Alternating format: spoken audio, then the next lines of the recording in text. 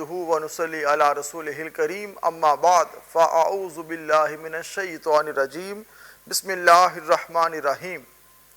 اللہ رب العزت کی خاص توفیق، مالک کے کرم، مالک کے احسان سے قرآن پاک کے ترجمہ و تفسیر کا جو ہمارا سلسلہ جاری ہے، اسی سلسلے کی آج نشست میں موجود ہیں۔ سورۃ اللیل کی تلاوت ہم کرنے جا رہے ہیں۔ سورۃ اللیل کا ترجمہ و تفسیر کیا جائے گا اور سورۃ اللیل سے اپنے قلب و روح کو ہم شاد کریں گے ترجمہ و تفسیر سن کر۔ اللہ رب العزت نے فرمایا، سورۃ اللیل مکہ المکرمہ میں نازل ہوئی، 21 اس میں آیات ہیں، 1 اس میں رکوع ہے۔ باری تعالیٰ نے فرمایا وَاللَّيْلِ إِذَا يَغْشَى وَالنَّهَارِ إِذَا تَجَلَّى وَمَا خَلَقَ الذَّكَرَ وَالْأُنثَى۔ اللہ رب العزت نے فرمایا اور رات کی قسم جب چھا جائے، وَالنَّهَارِ إِذَا تَجَلَّى، اور دن کی جب وہ چمکے، اور اس کی جس نے نر و مادہ بنائے، وَمَا خَلَقَ الذَّكَرَ وَالْأُنثَى، اور اس کی جس نے نر و مادہ بنائے، وَاللَّيْلِ إِذَا يَغْشَى، قسم ہے رات کی قسم ہے، اور آگے فرمایا دن کی قسم ہے رات کی۔ رات جب آتی ہے تو پیغام سکون کا لے کر آتی ہے، پیغام اطمینان کا لے کر آتی ہے، پیغام نیند کا لے کر آتی ہے۔ انسان تازہ دم ہو جاتا ہے رات کو سونے کے بعد، جب صبح اٹھتا ہے وہ تازہ دم ہوتا ہے۔ رات کو اللہ نے انسان کے آرام کے لیے بنایا ہے۔ فرمایا کہ جب اس وقت انسان کیا، جانور کیا، پرندے کیا، پوری اس کی جو مخلوقات اپنے اپنے ٹھکانوں کی طرف لوٹتی ہے، جا کے آرام کرنے کے لیے، سکون پانے کے لیے، اطمینان کے لیے اللہ نے رات کی چادر بچھا دی ہے تاکہ انسان تم تازہ دم ہو جاؤ۔ تو رات کے اندر پیغام سکون کا اور اطمینان کا اور آرام کا چھپا ہے۔ رب رات چھا جاتی ہے، اور آگے فرمایا وَالنَّهَارِ إِذَا تَجَلَّى، اور دن کی جب وہ چمکے۔ اب دیکھیں کہ رات کی قسم ہے اور دن کی قسم ہے کہ اگر دنیا کے اندر فقط رات ہوتی تب بھی نظام زندگی عجیب ہوتا۔ انسان کماتا کہاں سے، انسان کھاتا کہاں سے، انسان معاش کہاں سے حاصل کرتا؟ یہ بڑے مسائل انسان کو درپیش ہوتے، بڑے مسائل کا انسان کو سامنا کرنا پڑتا۔ اور اگر فقط دن ہوتا تو انسان کو سکون کیسے ملتا، اطمینان کیسے ملتا، وہ آرام کیسے کرتا؟ اللہ نے دن اور رات پیدا کر دیے اور دنیا کو بتا دیا انسان یہ بہت بڑی حقیقت ہے، تم کبھی چشمے تصور میں جاؤ تو صحیح، اس پیغام کو دیکھو تو صحیح کہ ہم نے رات و دن کو تمہارے لیے پیدا کیا۔ رات ہے تو تمہیں نفع ہے، دن ہے تمہیں نفع ہے۔ جب سورج طلوع ہوتا ہے تم معاش کے لیے، رزق کے لیے تم اپنے گھر سے باہر نکلتے ہو، تعلیم کے لیے نکلتے ہو، جاب کے لیے نکلتے ہو، کمانے کے لیے نکلتے ہو، دنیا کے کام نپٹانے کے لیے گھر سے نکلتے ہو۔ اگر فقط دن ہوتا تو زندگی پھر بھی عجیب ہوتی، فقط رات ہوتی دنیا پھر بھی عجیب ہوتی۔ رب نے لیل و نہار، دن اور رات کو پیدا کر کے انسان کے لیے فرمایا انسان تمہارے لیے سوچنے کے لیے بہت کچھ ہے کہ اللہ پاک کی یہ قدرت میں بہت بڑی چیزیں ہیں۔ اس خالق کے وجود کے لیے یہ بہت بڑی ایک علامت، شاہکار ہے جو اللہ نے دن اور رات کو پیدا کیا، اور دن اور رات میں انسان کے لیے منافع ہے، نفع ہے۔ آگے فرمایا وَمَا خَلَقَ الذَّكَرَ وَالْأُنثَى، اور قسم ہے نر و مادہ، مذکر و مؤنث کو پیدا کرنے والے کی۔ اب دیکھیں لوگ 360 بتوں کو پوج رہے ہیں، جس کے من میں جو آتا ہے اس کو خدا بنا لیتا ہے، اس کی پرستی شروع کر دیتا ہے، اس کو پوجنا شروع کر دیتا ہے، اس کی پوجا شروع ہو جاتی ہے، جس کے جو من میں آتا ہے وہ کرتا ہے۔ فرمایا وَمَا خَلَقَ الذَّكَرَ وَالْأُنثَى، وہ خالق جس نے نر و مادہ کو پیدا کیا۔ فرمایا مطلب اس کا یہ ہے، اس سے مراد یہ ہے کہ جس طرح یہ نظام زندگی پانی کے بوند سے انسان کی پیدائش ہوتی ہے، چاہے وہ مذکر ہے چاہے وہ مؤنث ہے۔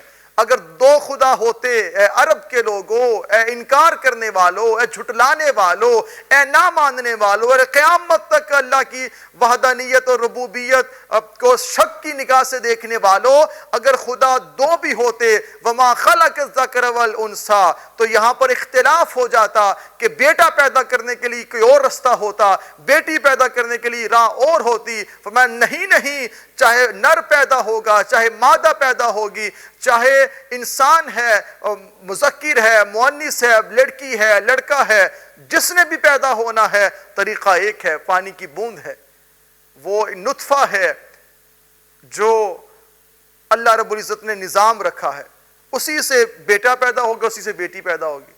یہ نہیں کہ انسان بیٹی کے لیے سمجھے کہ میں یہ کر لوں، بیٹے کے لیے، یہ پیدا ہونے کا انداز و طریقہ رب نے فرمایا ایک ہی ہے، تم اس کو جھٹلا نہیں سکتے۔ اگر اور خدا ہوتے تو یہیں پر اختلاف ہو جاتا، یہ بتلانا مقصود ہے۔ جب یہ نظام ایک ہے تو وہ خدا بھی ایک ہے، جب یہ چیز ایک ہے تو وہ مالک بھی ایک ہے جو نظام ہستی، نظام دنیا چلا رہا ہے۔ آگے رب کائنات نے فرمایا، کیا حسین بات پہ ہم پہنچے ہیں، فرمایا اِنَّ سَعْيَكُمْ لَشَتَّىٰ، بے شک تمہاری کوشش مختلف ہے۔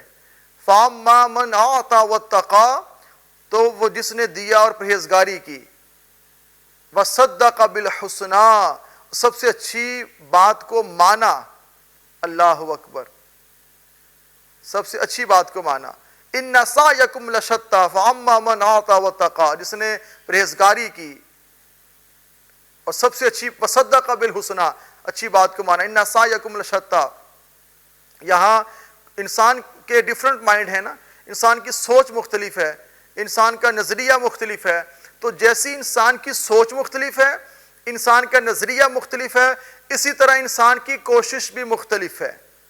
انسان کا مائنڈ میں جو چل رہا ہے وہ ڈیفرنٹ چل رہا ہے، تو جیسی کوشش ہوگی رزلٹ ویسا ملے گا انسان کو۔ یہاں پر حضرت ابوبکر صدیق رضی اللہ عنہ کی بات ہو رہی ہے، جنہوں نے حضرت بلال حبشی کو امیہ بن خلف سے چھڑوایا۔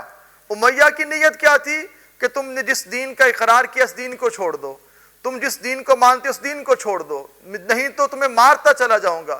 وہ اتنی بری سزا دیتا کہ انسان کانپ اٹھتا ہے اس سزا کے تصور سے بھی، اتنی بری سزا دیتا، مگر بلال احد احد کی صدائیں بلند کر رہا ہے۔ وہ عشق مصطفیٰ صلی اللہ علیہ وسلم میں اس قدر سرشار ہے کہ زمانے کی تکلیفیں بھی اس کے ایمان میں لغزش اور اس کے ایمان میں جو کہ اس کو دور کرنے کی کوشش میں کامیاب نہیں ہو پا رہی، تذبذب میں نہیں آ رہے اور متزلزل نہیں ہو رہا ان کا ایمان، وہ ثابت قدم ہے، وہ استقامت پر ہیں۔ یہ کیا ہے؟ یہ دین اسلام کی روشنی اور دین اسلام جو عین فطرت ہے۔ جب حضرت ابوبکر صدیق نے دیکھا امیہ اتنا ظلم کرتا ہے، ستم کے پہاڑ گراتا ہے بلال پر، تو آپ نے امیہ سے ڈیل کی۔ امیہ کی نیت ہے کہ دین چھوڑو، ابوبکر صدیق کی نیت ہے کہ دین کے لیے زندگی گزارو۔ آپ نے کہا آپ کے یہ غلام ہے بلال؟ کہنے لگا امیہ ہاں۔ حضرت ابوبکر صدیق فرماتے میں اس کو خریدنا چاہتا ہوں۔ جو اس کے منہ سے دام نکلے، امیہ بن خلف کے منہ سے جو دام نکلے، آپ نے وہ ادا کر، بھاری قیمت ادا کی، بھاری قیمت ادا کر کے باری تعالیٰ نے یہ ان کے دل میں، حضرت صدیق اکبر کے دل میں بات ڈالی، بھاری قیمت چکا کے ادا کر کے حضرت بلال حبشی کو چھڑوا دیا اور غلامی سے آزاد کروا دیا، اور در مصطفیٰ پہ بلال در مصطفیٰ کو چاہتے تھے، وہیں پر پہنچے کہ دنیا کی غلامی نہیں، غلامی وہ ہے جو مصطفیٰ کی غلامی ہے صلی اللہ علیہ وسلم، جو حضور کی غلامی ہے۔ دنیا کی غلامی میں انسان نجات کے لیے تمنا کرتا ہے، کوشش کرتا ہے، اگر وہ کوشش نہ کر سکے، وہ مجبور ہو، وہ نادار ہو، وہ طاقت میں کم ہو، تو دل میں برا جانتا ہے کہ اللہ ایسا سبب بنائے کہ میں اس کی غلامی سے نکل جاؤں۔ وہ پر تولتا ہے، وہ آگے بڑھتا ہے۔ دنیا کی غلامی سے انسان آزادی چاہتا ہے، اس لیے آزادی چاہتا ہے تو ملک وجود میں آ رہے ہیں، قومیں تہذیبیں وجود میں آ رہی ہیں، نئے نئے ملک وجود میں آ رہے ہیں، کیونکہ وہ الگ رہنا چاہتے ہیں۔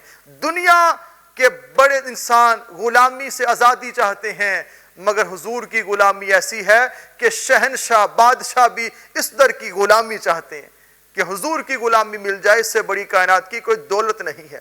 حضرت ابوبکر صدیق نے ان کی نیت دیکھیں، آپ نے بلال حبشی کو چھڑوا دیا، وہاں سے چھڑوایا، اور امیہ کی کوشش کیا تھی اور حضرت ابوبکر صدیق کی کوشش کیا ہوئی، دونوں میں فرق ہے، واضح فرق ہے، جس کو باری تعالیٰ نے بیان کر رہا ہے۔ فرمایا اِنَّ سَعْيَكُمْ لَشَتَّىٰ، تمہاری کوشش مختلف ہے۔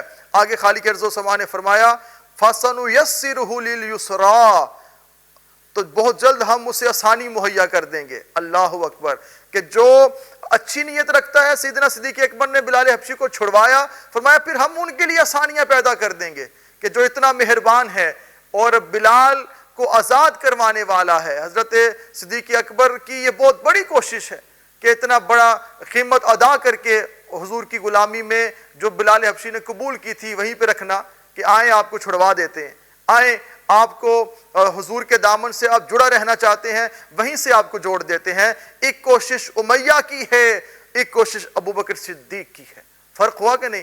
جب کوشش مختلف ہوئی تو نتیجہ بھی مختلف ہوا، جب نتیجہ مختلف ہوا تو پھر کیا ہوا؟ فرمایا فَسَنُيَسِّرُهُ لِلْيُسْرَىٰ، تو ہم پھر اس کے لیے آسانی مہیا کر دیتے ہیں، آسانی پیدا کر دیں گے اس کے لیے۔ اور پھر آسانی ہو گئی، پھر دنیا نے یہ منظر دیکھا، دنیا اس نظارے کو، اس منظر کو دیکھ رہی ہے کہ ایک جو کہ مالک مار رہا ہے اپنے غلام کو، اور ایک حضور کا غلام اپنے آقا کے نام پہ مال خرچ کر کے ان کو چھڑوا رہا ہے۔ تو دونوں کی کوششوں میں فرق ہے، ایک جہنم کا مستحق شہرا اور ایک جنت کے اعلیٰ مقاموں میں جن کا نام موجود ہے، وہ سیدنا صدیق اکبر ہیں، جو حضور کے یار غار ہیں، جو مزار ہیں، ہر وقت حضور کے ساتھ رہے، آقا علیہ السلام کی صحبت میں، آقا علیہ السلام کی رفاقت میں زندگی گزارتے رہے، حضور کے جو کہ ساتھ ساتھ رہتے رہے، جان بھی قربان کرتے ہیں حضور پر اور مال بھی قربان کرتے ہیں حضور پر صلی اللہ علیہ وآلہ وسلم پر۔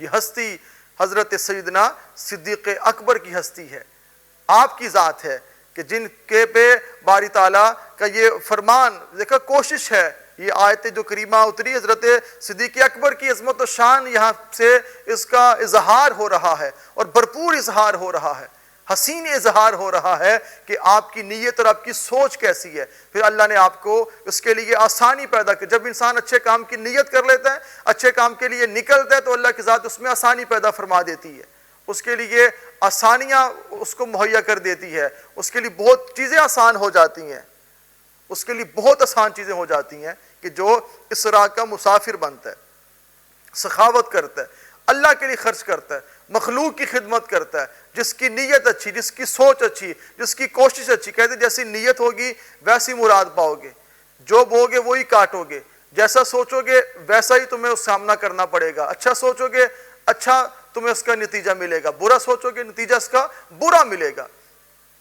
یہ فرمان سب کے لیے ہے، سامنے سب کے، اس لیے اپنی نیتوں کو اچھا کیجئے، اپنی سوچ کو پوزیٹیو کیجئے، اپنے نظریات کو بدلیے، جو ان کو بدلتا ہے رب کی ذات اس سے خوش ہوتی ہے، اس پہ کرم کے دریا بہاتی ہے، اس پہ رحمتوں کا نزول ہوتا ہے، اس پہ اللہ کے انعامات اترتے ہیں۔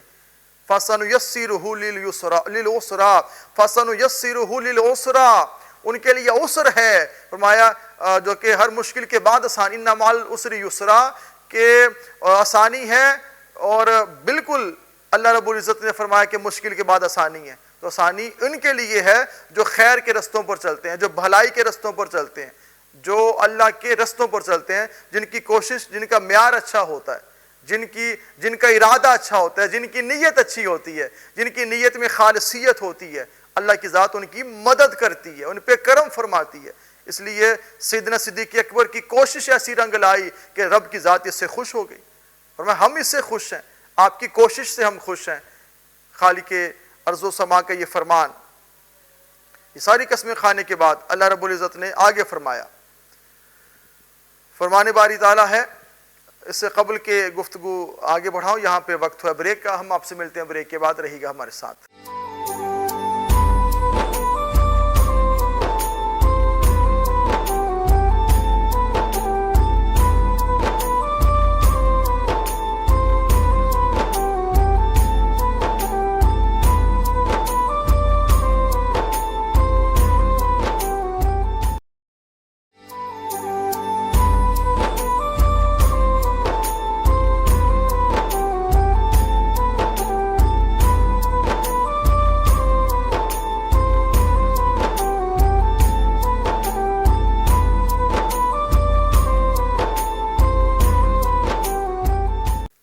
خوش آمدید نور قرآن آپ دیکھ رہے ہیں۔ اللہ رب العزت نے فرمایا وَأَمَّا مَن بَخِلَ وَاسْتَغْنَىٰ، وَكَذَّبَ بِالْحُسْنَى فَسَنُيَسِّرُهُ لِلْعُسْرَى، پہلے تھا فَسَنُيَسِّرُهُ لِلْيُسْرَى، یسر کے بعد جو کہ آگے فرمایا عسر ہے، مشکل ہے، ٹینشن ہے ان کے لیے، دشواری ہے۔ یسر اہل ایمان کے لیے ہے، اور عسر جو ہے انکار کرنے والوں کے لیے۔ فرمایا اللہ رب العزت نے جس نے بخل کیا اور بے پرواہ بنا اور سب سے اچھی کو جھٹلایا، اللہ اکبر، وَأَمَّا مَنْ بَخِلَ، جس نے بخل کیا، وَاسْتَغْنَىٰ، اور بے پرواہی کا مظاہرہ کیا، وَكَذَّبَ بِالْحُسْنَىٰ، اور سب سے اچھی چیز کو جھٹلایا، فَسَنُيَسِّرُهُ لِلْعُسْرَىٰ، تو بہت جلد ہم اسے دشواری مہیا کر دیں گے۔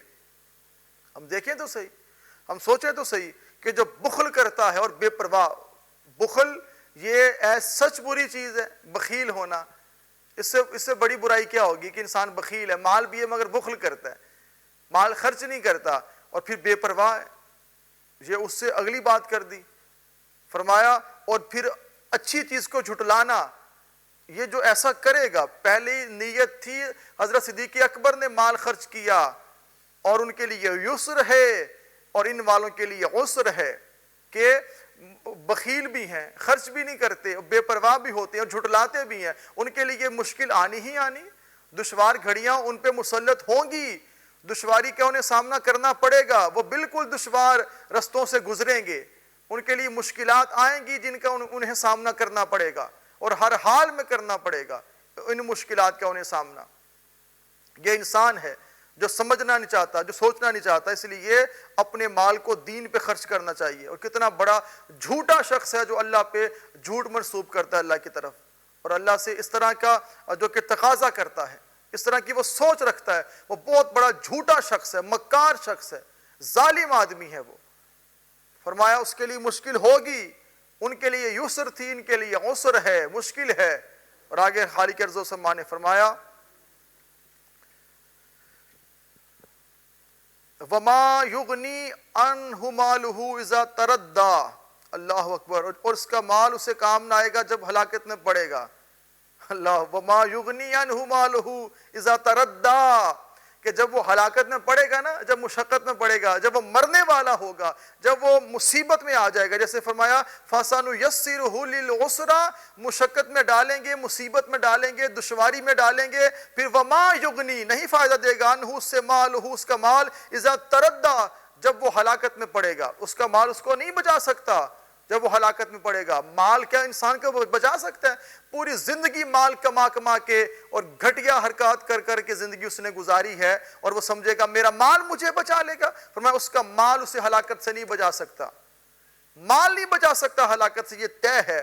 ہلاکت سے خالق ہی بچا سکتا ہے، مالک ہی بچا سکتا ہے، جس کا اس نے مسلسل انکار کیا ہے، جس کا وہ انکار کرتا جا رہا ہے، جس کی وہ بات نہیں مانتا، جس کے وہ حکم کے مطابق زندگی نہیں گزارتا، اس کا انکار کرتا جا رہا ہے، اور پھر وہ کہتا ہے کہ میرا مال مجھے بچا لے گا۔ بڑے بڑوں کے مالوں کو، مالوں سمیت رب نے غرق کر دیا ہے۔ سمود کو مال پہ ناز تھا، جو کہ فرعون کو مال پہ ناز تھا، نمرود کو مال پہ ناز تھا، اور ان جیسوں کو مال پہ بڑا ناز تھا، قارون کو مال پہ ناز تھا، شداد کو مال پہ ناز تھا۔ ان کے ساتھ کیا ہوا؟ کیا ان کے مال نے ان کو بچایا؟ جب ان کے مال نے ان کو نہیں بچایا تو تمہارا مال کتنا ہے؟ ان کے پاس تو مال کے انبار لگے تھے، وہ انبار بھی ان کو نہ بچا سکے، تو تمہیں یہ تھوڑا سا مال کیا بچائے گا؟ کیونکہ مال تو بچا ہی نہیں سکتا، وہ مال سمیت غرق ہوئے اور تم بھی غرق ہو جاؤ گے، تمہیں بھی کوئی نہیں بچا سکتا۔ اللہ رب العزت نے فرمایا ان علینا للہدی، بے شک ہدایت فرمانا ہمارے ذمہ ہے، وَإِنَّا لَنَا لَلْآخِرَةَ وَالْأُولَىٰ، اور بے شک آخرت اور دنیا دونوں کے ہم ہی مالک ہیں۔ اللہ اکبر، آخرت اور دنیا کے مالک ہم ہی ہیں۔ اللہ رب العزت نے فرمایا ہدایت ہمارے ذمہ کرم پر ہے، کوئی مانگے تو صحیح، کوئی ہدایت کے رستے پر چلنے کو تیار تو ہو، کوئی اس رستے کا انتخاب تو کرے، اس رستے پر چلے تو صحیح۔ جو چلے گا، فرمایا ہمارا کام ہے اس کو ہدایت دینا۔ جب انسان گھر سے باہر نہیں نکلے گا، وہ منزل تک کیسے پہنچے گا؟ جب وہ منزل تک نہیں پہنچ سکتا تو ہدایت بھی ان کو ملے گی جو ہدایت کی تمنا رکھتے ہیں، جو من میں خواہش رکھتے ہیں کہ ان کو ہدایت نصیب ہو، ان کو ہدایت ملے، تو تو ہم ان کو ہدایت دیں گے، اس رستے کے مسافر تو بنو، اس رستے پہ چلنا تو سیکھو، اس رستے پہ تم اپنے آپ کو تو لے کر آؤ، پھر دیکھیے گا ہدایت کے تمہیں نور اور چراغ عطا کیے جائیں گے، تمہارے من کا اندھیرا دور ہو جائے گا۔ آگے فرمایا وَإِنَّا بِشَكْ لَنَا لَلْآخِرَةَ وَالْأُولَىٰ، آخرت کا مالک بھی وہی ہے اور دنیا کا مالک بھی وہی ہے، دین و دنیا کا، دنیا و آخرت کا مالک اللہ ہے۔ اس لیے میرے اور آپ کے آقا صلی اللہ علیہ وسلم دعا مانگا کرتے تھے، مولا ربنا آتنا فی الدنیا حسنہ وفی الآخرۃ حسنہ وقنا عذاب النار، مولا دنیا اور آخرت دونوں ہمارے لیے اچھی بنا دے، بھلے کی بنا دے، بہتر بنا دے، دنیا بھی بہتر بنا، آخرت بھی بہتر بنا۔ یہ دعا ہے۔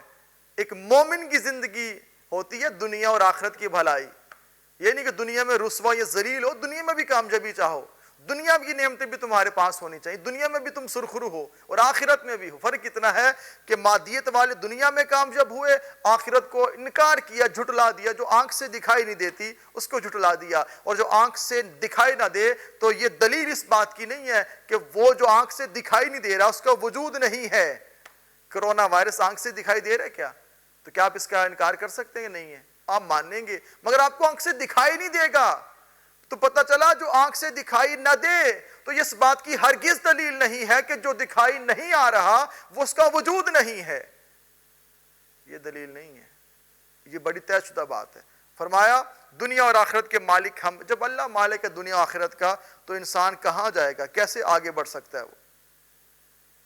آگے رب کائنات نے فرمایا فَأَنذَرْتُكُمْ نَارًا تَلَظَّىٰ، تو میں تمہیں ڈراتا ہوں اس آگ سے جو بھڑک رہی ہے، اللہ اکبر، لا يَصْلَاهَا إِلَّا الْأَشْقَىٰ، نہ جائے گا اس میں مگر بڑا بدبخت، الَّذِي كَذَّبَ وَتَوَلَّىٰ، جس نے جھٹلایا اور منہ پھیرا۔ اللہ اکبر، کہ فرمایا میں تمہیں ڈرا رہا ہوں اس آگ سے کہ جس کا ایندھن انسان بنے گا، جس پہ تمہیں ڈالا جائے گا، جس کے تم مستحق ہو جاؤ گے، جو تمہیں ملے گی تمہاری کرتوتوں کی وجہ سے، تمہارے کارناموں کی وجہ سے، تمہیں وہ دن دیکھنا پڑے گا کہ تمہیں پھر آگ کا عذاب آئے گا، عذاب الحریق بھی تمہیں ملے گا۔ فرمایا اب بھی سنور جاؤ، وقت ہے، انکار کرنے والے جھٹلانے والوں کے لیے کوئی گنجائش نہیں ہے، کوئی ان کے لیے چھوٹ نہیں ہے۔ اور آگے رب کائنات نے فرمایا وَسَيُجَنَّبُهَا الْأَتْقَىٰ، اور بہت جلد اس سے دور رکھا جائے گا، الَّذِي يُؤْتِي مَالَهُ يَتَزَكَّىٰ، اللہ اکبر، اللہ رب العزت نے فرمایا دور رکھا جائے گا جو سب سے بڑا پرہیزگار ہوگا، وَمَا الَّذِي يُؤْتِي مَالَهُ يَتَزَكَّىٰ، کہ جو سب سے بڑا پرہیزگار ہوگا اس کو بچایا جائے گا۔ اور آگے فرمایا خالق ارض و سماء نے وَمَا لِأَحَدٍ عِندَهُ مِن نِعْمَةٍ تُجْزَىٰ، اور کسی کا اس پر کچھ احسان نہیں جس کا بدلہ لیا جائے، إِلَّا ابْتِغَاءَ وَجْهِ رَبِّهِ الْأَعْلَىٰ وَلَسَوْفَ يَرْضَىٰ، صرف اپنے رب کی رضا چاہتا جو سب سے بلند ہے، بے شک قریب ہے کہ وہ راضی ہوگا۔ ان آیات کو دیکھیں، وہ بچایا جائے گا جو سب سے قریب ہے، جو سب سے خاص ہے، اس کو بچا لیا جائے گا، اس کو یقیناً بچایا جائے گا، اس پہ یقیناً کرم ہوگا اور کرم کے دریا اس پر بہیں گے، اس پر رحمتوں کا نزول ہوگا، اس کو بچایا جائے گا کہ جو پرہیزگار ہوگا۔ آگے فرمایا الذی، یہ فرمانے کے بعد فرمایا وَمَا لِأَحَدٍ عِندَهُ مِن نِعْمَةٍ تُجْزَىٰ، حضرت ابوبکر صدیق نے جو حضرت بلال حبشی کو دام دے کے، بھاری قیمت دے کے چھڑوایا، تو یہ دنیا دیکھیں، یہ نفسیات ہے انسان کی، اگر کوئی کسی کو چھڑوا دے لوگ سمجھتے ہیں اس کا کوئی مفاد ہوگا، اور بالکل مفاد کی دنیا میں رہتے ہیں، بڑے بڑے مفاد ہوتے ہیں، مگر ہم مفاد کی دنیا میں رہتے کہ مفاد پرست ہیں، مگر یہ وہ ہستیاں ہیں جو بھی کام کرتے ہیں وہ اللہ کے لیے کرتے ہیں۔ لوگوں نے سوچا، مکہ کے لوگ کہنے لگے شاید بلال حبشی نے ابوبکر صدیق پر کوئی احسان کیا ہے کہ اس احسان کو اتارنے کے لیے، احسان کے بدلہ احسان کرنے کے لیے آپ نے بلال کو چھڑوا کے آزاد کر دیا۔ لوگوں نے سمجھا کوئی بلال کا کسی دور میں ان پر کوئی احسان ضرور ہوگا۔ لوگ ہیں نا، کچھ بھی سوچ سکتے ہیں۔ حضرت صدیق اکبر نے 6 سے 7 لوگوں کو غلامی سے آزادیت دلوائی، حضرت بلال حبشی، حضرت عامر ان میں موجود ہیں۔ 6 یا 7 لوگوں کا ذکر آتا ہے کہ آپ نے ان کو چھڑوایا، آپ نے دام دے کے ان کو خرید کر آزاد کر دیا۔ لوگوں نے سمجھا کیا بلال کا ان پر کوئی احسان ہوگا؟ رب نے فرمایا ان پر کسی کا احسان نہیں۔ اور یہ کیا کرتے ہیں؟ یہ جو انہوں نے جو چھڑوایا ہے، ربہ الاعلیٰ، سب سے اعلیٰ رب کی رضا کے لیے، وَسَوْفَ يَرْضَىٰ، کہ ہمارا رب ہم سے راضی ہو جائے، ہمارا اللہ ہم سے راضی ہو جائے، ہمارا مولا ہم سے راضی ہو جائے۔ ہم اللہ کی رضا کی خاطر یہ کام کرتے ہیں اور اللہ کے لیے کرتے ہیں۔ ابو بکر صدیق نے جو کام کیا ہے یہ خالصتاً اپنے مالک کی رضا کے لیے کیا ہے، مولا کی رضا کے حصول کے لیے کیا ہے، اور کسی کے لیے ان کے پیش نظر کوئی نہیں، اور اس پر کسی نے کوئی احسان بلال نے نہیں کیا، مگر اس نے بلال کو آزادی دلوا دی ہے، پیسہ خرچ کر دیا ہے۔ یہ باری تعالیٰ یہ آیات قرآنی اتر رہی ہیں، ان آیات کا نزول ہو رہا ہے۔ یہ وہ لوگ ہیں جو نیکی کرتے ہیں تو اللہ کے لیے کرتے ہیں، کوئی بھی کام کرتے ہیں مولا کے لیے کرتے ہیں، مولا کی رضا کے حصول کے لیے کرتے ہیں، اپنے خالق کے لیے کرتے ہیں، اپنے مالک کے لیے کرتے ہیں، اپنے مولا کے لیے کرتے ہیں۔ ان کے پیش نظر رضا اللہ کی ہے، ان کے پیش نظر وہ کچھ بھی نہیں ہے۔ باری تعالیٰ کا یہ فرمان، یہ ہستیاں حضرت صدیق اکبر جنہوں نے مہربانیاں کی ہیں، جنہوں نے کرم کے دروازے کھول دیے ہیں قیدیوں کے لیے۔ جی ناظرین، سورہ اللیل کے اندر جو اس کا میں خلاصہ بیان کروں تو یہ بات سامنے آتی ہے کہ دن اور رات کی قسمیں، نر و مادہ کی قسمیں کھانے کے بعد رب نے فرما دیا ہر کسی کی کوشش مختلف ہے۔ اچھی کوشش کرو گے اچھا نتیجہ پاؤ گے، اچھی کوشش ہوگی اچھا اس کا رزلٹ ہوگا۔